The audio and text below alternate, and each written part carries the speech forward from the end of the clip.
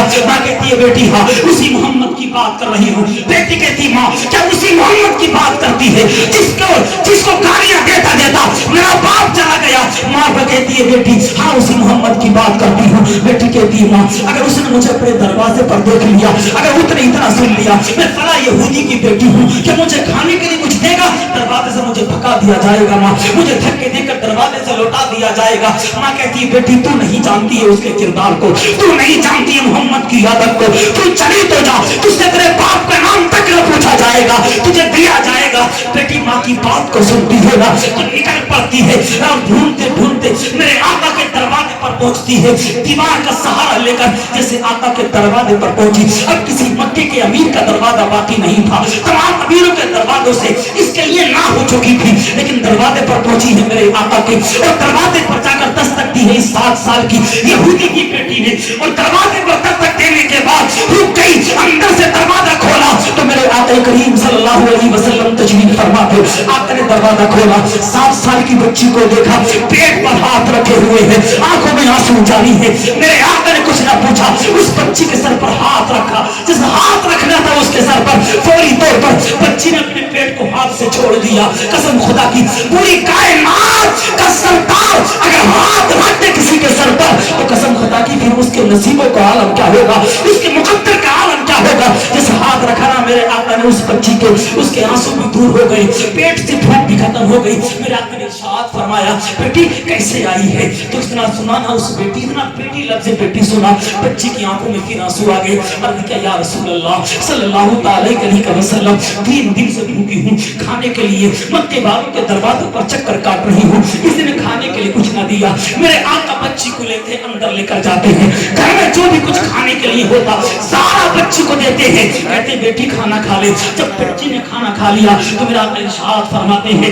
ओ बच्ची तू सुन ले, तू यहाँ अब तक आज ही नहीं है बल्कि जब तक तू रहे तेरी माँ रहे, तू यहाँ आ जाना, खाना खाकर भी जाना, खाकर लेकर भी जाना।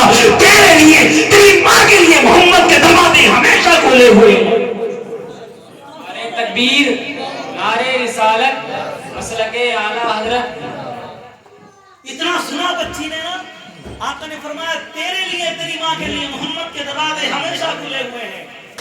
बच्ची को खाना दिया मेरे आका ने और दरवाजे तक बच्ची को छोड़ने के लिए आए।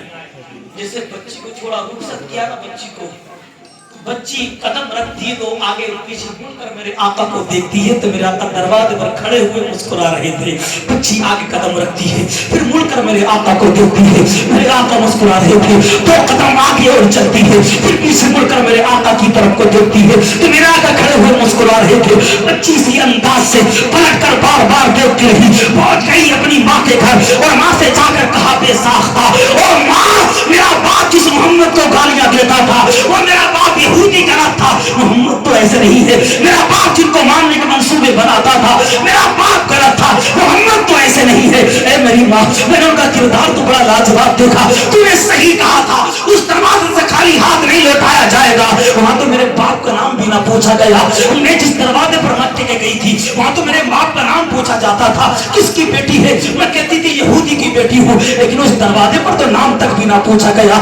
अंदर ले गए, खाना दिया है, खाना खिला भी दिया है और इतना कह दिया है माँ कि जब तक तू है तेरी माँ है मोहम्मद के दरवाजे हमेशा तुम्हारे लिए खुले हुए हैं। माँ ने इतना सुना तो मैं कहती बेटी अब जल्दी चल, देर मत कर, जो मजहब इस्लाम लाने वाला इतना अच्छा है, इतना किरदार अच्छा है तो मजहब इस्लाम फिर कितना अच्छा होगा। जल्दी चल, हम कलमा पढ़कर वही इस्लाम में आना चाहते हैं।